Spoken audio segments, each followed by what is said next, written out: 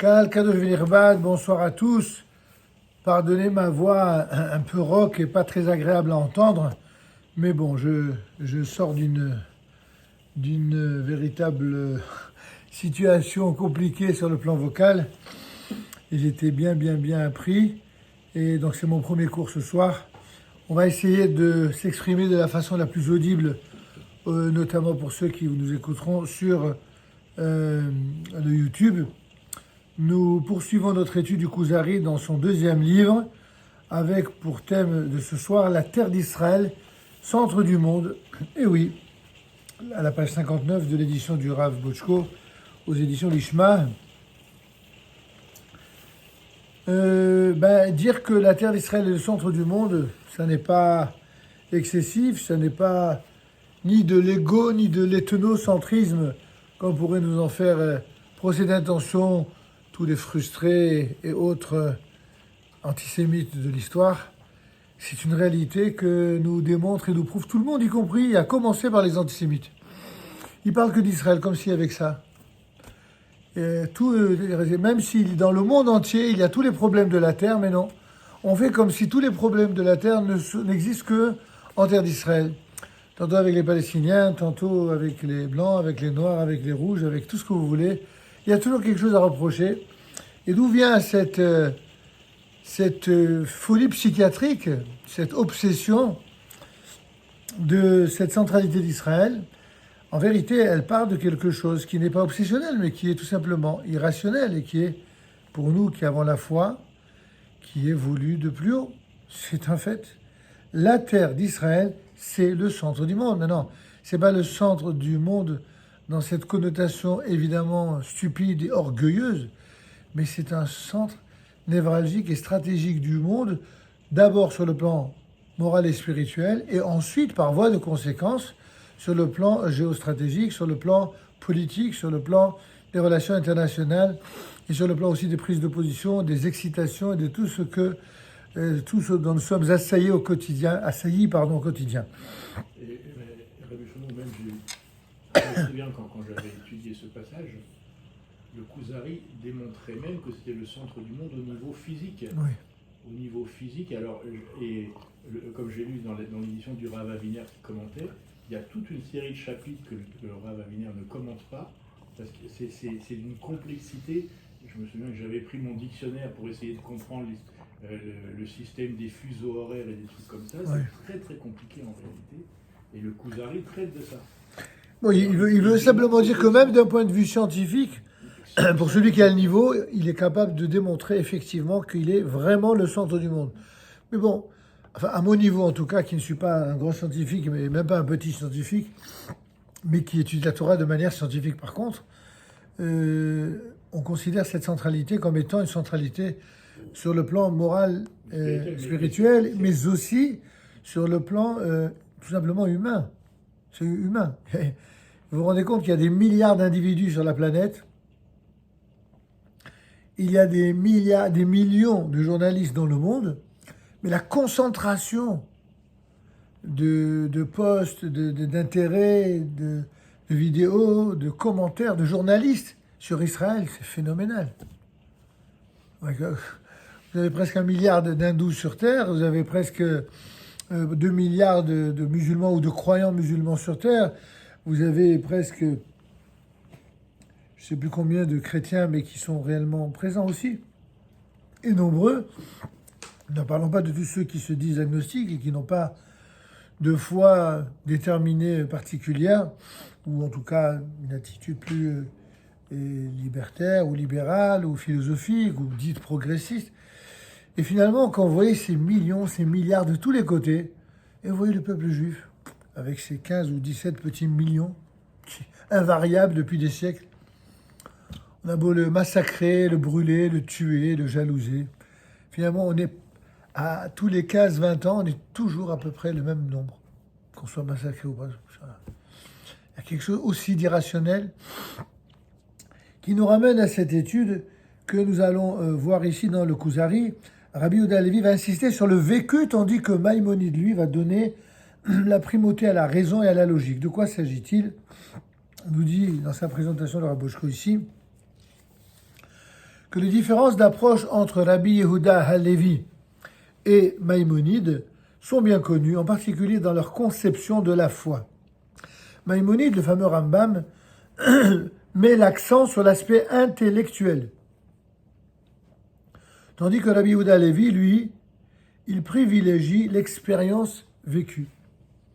L'intellect, c'est une réflexion avec beaucoup d'intérêt. Le vécu, c'est aussi beaucoup d'intérêt. C'est aussi une réflexion, mais qui n'utilise pas forcément les mêmes critères ou les mêmes paramètres dans cette réflexion. Et ce n'est pas qu'il soit lui-même irrationnel, que la pensée n'ait pas la place dans ses exposés. Il a souligné à plusieurs reprises que la foi ne saurait contredire la raison. Ça, c'est le credo du Rambam. Ben, Pour nous, que ça, c'est le Kuzari même. Le Kuzari, il va le dire encore plus loin. Mais le Rambam est le premier qui a montré cette voie. C'est-à-dire que ça se différencie d'une vision religieuse venue d'autres religions, selon laquelle on a souvent opposé la foi avec la raison, ou les scientifiques avec ceux qui avaient la foi. Dans la Torah, tous les grands maîtres d'Israël n'ont jamais admis cette opposition. D'ailleurs, la spécialité des rabbins, c'est de refuser les oppositions, d'apprendre comment tirer une vérité dans les différents paramètres, en apparence d'opposition, en apparence même de contradiction, pour savoir qu'est-ce qui est vrai dans telle situation, qu'est-ce qui est vrai dans telle autre, et de ne pas forcément les opposer quasi maladivement comme le font certains. D'ailleurs, la Chorma et le Sechel sont présentés par les rabbinim comme des attributs divins. Donc, Absolument. Oui, mais ça, pour être d'accord avec cette évidence, il faut déjà considérer qu'il y a des attributs qui sont accordés, donc attribués par Dieu lui-même, et que Dieu est au-dessus de tout. Mais quand on a des gens pour qui Dieu, c'est une abstraction, ou simplement un concept philosophique, ou une réalité qui est ramenée à l'humain, ou une autre qui est rehaussée d'un point de vue divin à un niveau tel qu'il est déconnecté de l'humain. Vous voyez toutes les variantes possibles, imaginables, toutes les combinaisons que les différentes croyances religieuses ou idéologiques ont servi au sein du monde des nations. Évidemment, quand nous, on arrive avec nos grands sabots et qu'on dit des choses qui nous semblent peut-être évidentes, mais pour nous faire taire, pour nous empêcher d'exprimer ces choses-là, eh bien, on nous a tout simplement, on nous a tués. On nous a brûlés en tant que peuple, évidemment. On a tout fait pour nous empêcher de parler, pour nous empêcher d'exister. Et utilisant les faux, les mensonges, les accusations, toutes les saloperies qui ont toujours existé et qui malheureusement n'ont pas beaucoup évolué chez certains. En tout cas, comme le dit le Rav ici, ce n'est pas qu'il soit lui-même irrationnel, ou que la pensée n'ait pas place dans ses exposés. Il a souligné à plusieurs reprises que la foi ne saurait contredire la raison. C'est essentiel de retenir cela, parce que s'il y a bien une dimension qui définit au mieux une parcelle essentielle du judaïsme, c'est ça. C'est que nous, on n'oppose pas la foi et la raison. On les respecte tous les deux. La vérité est une, et pas séquençable. Mais pour lui, le lien entre l'homme et Dieu se fonde essentiellement sur l'expérience vécue. Et de son côté, donc ça, on parlait effectivement du point de vue du Kuzari, de Rabbi Yehuda Halevi. De son côté, Maïmonide, le Rambam, ne méconnaît pas évidemment non plus la valeur de l'expérience, mais elle n'est pas essentielle, en tout cas elle n'est pas première. L'homme fonde d'abord sa foi sur la raison, et ce n'est qu'ensuite qu'il rencontre Dieu dans l'expérience. Ainsi va la logique du Rambam. Un homme qui n'est pas raisonnable, même la foi qu'il va exprimer, elle va être fade, elle va être manquante, il va lui manquer quelque chose d'essentiel. C'est ce qui lui permettra d'exister, de vivre de manière équilibrée. L'honnêteté intellectuelle. Pardon ? L'honnêteté intellectuelle. Oui, si vous voulez. Et puis c'est un instrument d'appréhension de la réalité qui nous entoure. Et je dirais que c'est la conciliation entre ce qu'a dit Chaim tout à l'heure. C'est la conciliation entre l'honnêteté intellectuelle, ce que vous appelez, mais la droiture morale. Oui, c'est deux distinctions très voisines, malgré tout. L'honnêteté intellectuelle, c'est une chose, la droiture morale, c'est encore autre chose, complémentaire et distinct. Parce que vous avez des gens, ils présentent des arguties idéologiques, philosophiques, qui laissent à penser qu'ils sont honnêtes intellectuellement. Le problème, c'est que leur moralité, elle est là pour les corrompre. Leur immoralité les corrompt à un point tel que même l'honnêteté ou la prétendue honnêteté intellectuelle amène à des constructions tout à fait fallacieuses et donc non droites. Je crois que c'est le Maharal de Prague démontre qu'en fait l'intelligence peut prouver tout et son contraire. Absolument. Donc s'il n'y a pas le vecteur moral pour nous dire, pour diriger dans la bonne direction, Tout à fait. effectivement ça peut. Razak Oubarod, c'est bon de rappeler cet enseignement du Maharal de Prague qui effectivement, mais il le dit dans plusieurs textes, hein, parce qu'il a tellement écrit le Maharal, c'est le code moral, c'est ce qu'on appelle les midot dans le langage des sages, les vertus, qui font la vraie distinction entre l'utilisation des démonstrations intellectuelles. On peut tout démontrer. Quelqu'un d'intelligent, il peut tout démontrer. Et le contraire de ce qu'il a démontré. On dit même que dans les fameuses machlokot, c'est-à-dire les disputations rabbiniques qui existaient entre Rabbi Yochanan ben Zakkai et... C'était Rabbi Meir, moi. Non, Rabbi Yochanan et Reish Lakish, qui étaient deux compagnons d'études qui étaient tout le temps en bisbise au sens propre du terme, c'est-à-dire en discussion très, très approfondie, très, très poussée. Eh bien, leur discussion, elle était toujours, elle venait de ce que la spécialité de Rabbi Yochanan, c'est que pour chaque argument que Rabbi Yochanan donnait, et Rabbi Yochanan était certainement le plus brillant de sa génération, eh bien, Reish Lakish arrivait à le contredire de 40 manières différentes. Et une fois qu'il avait convaincu Rabbi Yochanan de ce que ses arguments étaient les bons, son jeu, c'était de le convaincre du contraire. Il rendait fou. Au point que quand Reish Lakish est mort, Rabbi Yochanan, il n'y avait personne pour le conseiller, pour le consoler. Lui qui était le plus grand maître d'Israël, il dit, je ne pourrais plus étudier la Torah comme avant. Mais il avait une part de responsabilité en plus dans la mort. Oui, enfin, c'est un autre sujet, mais vous savez, Rabbi Yochanan, lui, ce qu'il voulait, c'est le vrai sage d'Israël qui veut la vérité, que pour la vérité, il est incorruptible. Sauf qu'il était tellement brillant, Reish Lakish, tellement brillant, que il ne pouvait pas ne pas l'écouter et tenir compte de ce qu'il disait. Comme le sont tous les hommes qui sont honnêtes. Ils ne sont pas les idées surfaites où tout est convenu d'avance, vous avez toujours raison. Quoi que vous disiez, de toute façon, vous êtes déjà perdant. Mais Hanan, il avait cette gdoula, cette grandeur exceptionnelle de dire, si tu me convaincs, du contraire, ben j'accepte. Donne tes arguments. Et il les écoute. Il les écoute. Et il discute. C'est Oui. très intéressant, justement. Est-ce que les argumentations de Reish Lakish étaient tirées de la Torah elle-même également? Auquel cas, ça voudrait dire que l'on peut trouver dans la Torah tout et son contraire? Exactement. C'est exactement ça. C'est marqué dans le Pirkei Avot, c'est un des enseignements les plus célèbres dans les Maximes des Pères. Et Haforba, Hava Haforba, déroule là-bas, remue-la dans tous les sens. Remue-la à l'intérieur, à l'extérieur, parce que tout est en elle. Alors, tout est en elle, ça veut dire quoi? Ça n'a pas pour volonté, je dirais, accaparatrice d'englober tout. C'est la vraie réalité du monde. Ce même monde dans lequel nous avons la foi que c'est Dieu qui l'a créé, eh bien, dans cette Torah, il y a tout, il y a vraiment tout. Sauf que, puisqu'il y a tout, donc il y a forcément tout et son contraire. Et s'il y a tout et son contraire, comment arriver à tirer le bon du mauvais, la lumière de l'obscurité ou des ténèbres, etc. Comment C'est pour ça qu'il y a la halakha finalement. Parce qu'en réalité, effectivement, il y avait plusieurs vérités envisageables. Et ça, c'était pas vivable, donc il fallait qu'à un moment... La halakha, c'était comment la majorité des sages d'Israël ont dû trancher pour rendre la vie qui soit vivable. Et comment, même si on admet le principe qu'effectivement, il existe plusieurs vérités ou plusieurs dimensions de vérité, à un moment donné, pour que cette vérité soit vivable, qu'elle soit audible, qu'elle soit acceptable, sans que cela ne produise que pour reprendre un terme à la mode, des insoumis.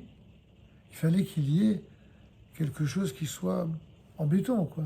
Un contenu qui soit clair, qui soit marqué, qui soit fort, bien établi, et qui se base sur des démonstrations, pas des postulats gratuits ou même irrationnels. Non. L'irrationnel, avec toute la place qu'elle occupe dans le judaïsme et dont on lui accorde tout le respect, est loin de là de penser que l'irrationnel, c'est ça qui fixe les règles. L'irrationnel, il donne un éclairage, il donne une lumière, il donne un surplus de moralité, de spiritualité dans la Torah. Mais en aucun cas, il se substitue à la rationalité des règles qui, elles, sont tirées par un mode de raisonnement établi de façon talmudique. Il y a des règles d'interprétation, il y a des règles. C'est ces mêmes règles qui sont là pour vérifier justement que ce qui est décidé à la majorité, ça n'est pas avec arrogance et en jouant du coude. Non, c'est vraiment une démonstration. Et tout l'art des vrais grands sages d'Israël, c'est ça, c'est de démontrer, oui. J'étais juste dans le prolongement, il y a un autre exemple aussi qui est amusant, entre guillemets. On dit que la halacha n'était jamais comme Rabbi Meir, parce que Rabbi Meir était tellement brillant que justement il pouvait démontrer tout et son contraire. Aussi, oui. Et les rabbinim étaient déstabilisés quand ils discutaient avec lui. Non, non. Il y a quand même quelques fois où... Oui, enfin... C'est quand il est avec certains maîtres que la halacha n'est pas comme lui, mais on en tient compte, évidemment. Stam Mishnah, c'est quand même Rabbi Meir. Oui. En tout cas, voici comment Maïmonide décrit la rencontre, par exemple, d'Abraham avec son créateur. Le premier hébreu, Abraham, il a commencé par une méditation intérieure. C'est pas une apparition du ciel avec une voix qu'on présenterait de manière très hollywoodienne au cinéma. Abraham, Abraham, ou Moïse, non. Ça commence pas comme ça. Abraham, nous explique Maïmonide, c'est une véritable rencontre. Pour rester dans le cinématographique, du troisième type peut-être, mais une rencontre entre Abraham avec son créateur. Il a commencé par une méditation intérieure qui l'a conduit à percevoir une conviction, laquelle, que le monde n'est... Il est impossible que le monde n'ait pas un créateur et un guide. C'est pas possible que le monde soit le fruit du hasard. Tout ce que ceux qui refusent de se soumettre à qui que ce soit d'ailleurs, les insoumis, comme on le sait, ils sont insoumis pas seulement à Dieu, ils sont insoumis à tout le monde, à tout ordre moral, à toute règle profonde et morale surtout. Et ces gens qui sont insoumis, c'est parce qu'ils refusent qu'il y ait un guide, qu'il y ait un créateur. Ils ne l'acceptent pas. À l'inverse, lui, Abraham, très jeune, il comprend cela. Le monde ne peut pas être le fruit du hasard. Il s'est rapproché ainsi, de façon intellectuelle, il s'est rapproché de Dieu. Et c'est seulement parce qu'il a eu le mérite de cette recherche, de cette démarche intellectuelle, que Dieu, d'après la tradition rapportée ici par le Maïmonide, Dieu s'est donc révélé à lui directement. Donc raison et intellect, ici, qui précèdent, d'après Maïmonide, l'expérience existentielle et la prophétie. Vous voyez bien que c'est une approche originale de Maïmonide ici. Nous avons constaté déjà que Rabbi Yehuda Halevi, interrogé quant à sa foi, a répondu qu'il croyait dans le Dieu qui avait fait sortir Israël d'Égypte. Nous l'avons rencontré alors sans médiation aucune, par expérience immédiate. Et c'est celle-ci, cette expérience, qui sert de fondement à la fois intellectuel, qui s'élabore et se construit à partir d'elle. Donc finalement, ils sont assez d'accord, Maïmonide et Kuzari. C'est juste, non pas dans le même ordre. Tous les deux sont d'accord que la foi joue un rôle essentiel, que l'intellect et l'analyse jouent un rôle essentiel. C'est juste dans quel ordre? Ne peut-on pas dire que que la raison s'adresse à la personne individuelle et que l'expérience s'adresse à la collectivité? Non, pas de ce que... L'expérience s'adresse aussi, évidemment, à la collectivité, évidemment. Ça, je ne vais pas dire non sur cette question-là. Mais on ne peut pas opposer ça au fait que comment dirais-je, que la connaissance ou la découverte, elle n'est que individuelle. Il y a la dimension individuelle, elle va peut-être démarrer sur l'individuel, mais elle va déboucher sur le collectif. Abraham, en fin de compte, il sera vraiment connu de l'univers que lorsqu'il va passer justement de l'individuel au collectif. C'est, encore une fois, je répète, on est d'accord que c'est les deux. C'est juste une question d'étape chronologique. En tout cas, les différences entre les deux approches se manifestent. La différence se manifeste également à propos des commandements de la Torah et des explications à leur sujet. En effet, Maïmonide souligne toujours le côté rationnel des commandements et de leur signification. Il souligne. Il n'a pas isolé pour l'instant les cas irrationnels tels que la vache rousse. Il dit d'abord le côté rationnel, quand le côté rationnel est manifeste, et leur signification, et parfois, il voit dans certaines mitzvot un moyen d'atteindre un objectif plus large, tel que le rejet de toute forme d'idolâtrie éventuelle. Et là, du coup, même si c'est intellectuel, ça peut être aussi rationnel, comme la vache rousse. Le Rabbi Yehuda Halevi, lui, accorde une place plus importante à la dimension existentielle, et il reconnaît à chaque mitzvah une signification qui lui est propre, signification autonome. Pourquoi, par exemple, avons-nous reçu l'obligation d'observer le Shabbat? Maïmonide nous dira qu'il s'agit d'un commandement ayant pour objet de rappeler la sortie d'Égypte. Ça veut dire rappeler d'où nous sortons. Nous sortons d'un pays qui est celui d'idolâtrie, l'Égypte. Et Dieu nous a libérés de cela pour que, à jamais, nous nous séparions et que nous combattions jusqu'à la fin des temps l'idolâtrie. Et donc, il s'agit d'un commandement ayant pour objet de rappeler la sortie d'Égypte et la création du monde. Quant à Rabbi Yehuda Halevi, nous dira quant à lui qu'une dimension particulière de sainteté est présente le jour du Shabbat. En ce jour, luisent des lumières particulières que les justes peuvent percevoir. C'est un jour spécial de haute spiritualité et c'est pour cela que nous sommes tenus, ce jour-là, à des conduites singulières, différentes des jours profanes. Cette même différence d'approche se retrouve au sujet de nombreux commandements, de nombreuses mitzvot. Peut-être dirions-nous aujourd'hui que Rabbi Yehuda Halevi, il est d'une tendance entre guillemets plus kabbaliste, plus irrationnelle, ou même chassidique, pour ceux qui ont leur repère dans le monde ashkénaze, alors que Maïmonide serait peut-être plus froid, plus rationaliste, attitude généralement attribuée au judaïsme lituanien. Sauf que, bon, le Rav ici, étant donné que c'est un Talmid Chacham ashkénaze, en fin de compte, ces références, qu'elles soient kabbalistiques ou qu'elles soient rationnelles, ce sont finalement, même quand il parle de Rambam, c'est pour se reporter à des réalités uniquement ashkénazes. C'est soit raciste, soit kabbalistique.